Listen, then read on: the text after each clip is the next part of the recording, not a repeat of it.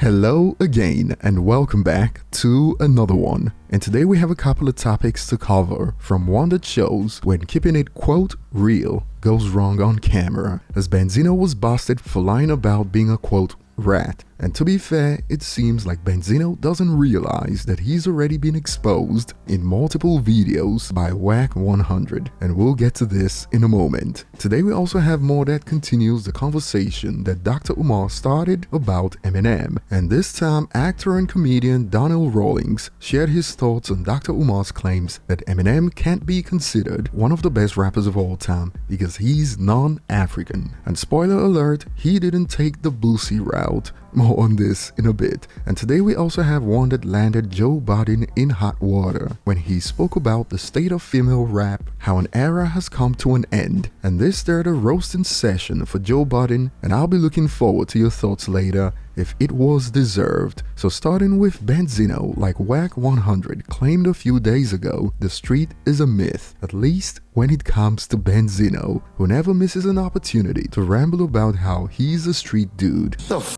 can a nigga tell me I'm a street nigga? Ooh.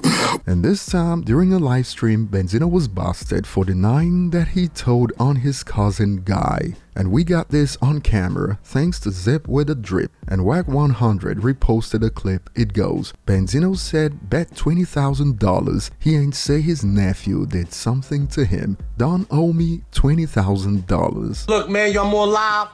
You told me that your nephew was the first person he told the police.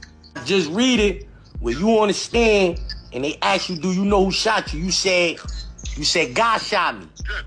Bet me 20,000. You seen me and that page said that yes, God shot me. Let's put some money up there, my nigga. 20 bands, I'll take that bet. Okay. This is the prime example of when keeping it real goes wrong. A few moments later. 317 pages, page 42 of that. The Commonwealth didn't give you opportunity at all. They didn't say, here, listen to your interview, take your recording of your interview. Nope. Is that because you told them you didn't know who shot you?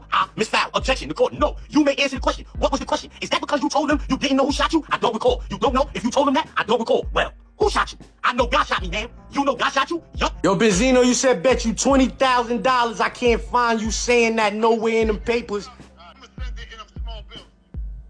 Send it in pennies, nigga. I wouldn't give a fuck how you sent it. And although we saw Benzino lose $20,000 on camera, this is a great reminder of Eminem's lyrics on Nail in the Coffin. When Eminem responded to Benzino claiming he'd smack M's mom, Eminem rapped, slap my mom, slap the F out of her. She can't sue you, she wouldn't get a buck out of you, cause you're broke as F. Over 20 years later, and some things haven't changed, so good luck with Zip getting the $20,000 he won on camera. And moving on, actor and comedian Donnell Rawlings was recently asked about his thoughts on Dr. Umar's claims about Eminem, and during a chat with Vlad, he revealed that while he believes that is Dr. Umar's personal opinion, he took it further to explain how Eminem had it tougher to earn his respect since hip-hop is a black space. Check out a snippet. I'll put it like this with Eminem.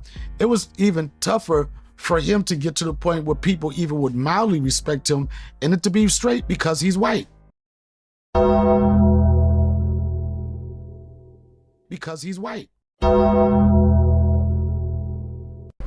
understand we, in certain fields and things, we broke the color barrier, but for him to break the black rap color barrier, for people to even consider, it took a long time. Fuck that white boy.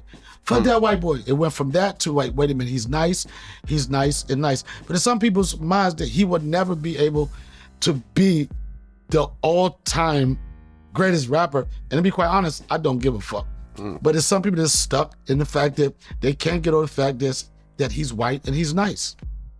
But the whole thing that who's the best rapper, all that, who's this in your top 5? We can make an argument forever, but it's all subjective on what you like. What do you like? If you like Jay-Z, you like Jay-Z. If you like Eminem, you like Eminem. But me, I don't even really have time to even argue about. There's never gonna be no resolve.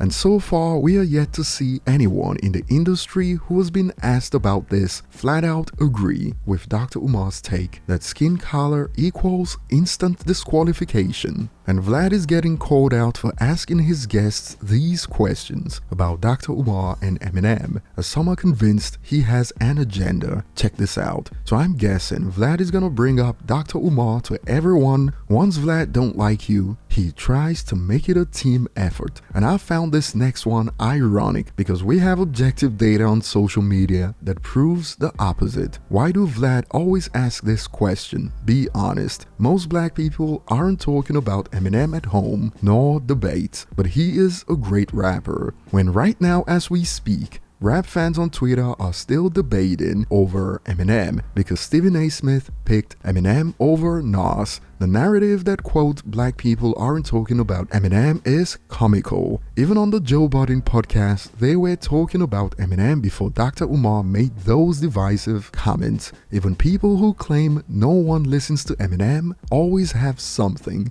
to say about him. And speaking on Joe Budden, he's in hot water right now over comments he made about the state of female rap that led to a roasting session. And before we get to it, check out a snippet from the Joe Budden podcast that started the fire. Y'all ain't gonna want to hear it from me, but the girl rapper wave is over. Just telling you what it is. I'm normally a few months ahead with this stuff, sometimes a few years ahead with this stuff. The girl rapper wave is finito. So Lotto shall remain. She will. Flo Milli shall remain. Got it. Rhapsody will always be there, but she wasn't really a part of it. But all of that, go find a girl, put her in the studio with fucking Mike Will or any one of them niggas. All of that, planting the girl in the scene, getting the record, and it taking off. That wave is over. I think labels are looking at it like very few of y'all are selling records. Let me get to Cardi B. Cardi B is afraid. And I'm tired of just nobody saying it. I think that she's afraid to put a project out.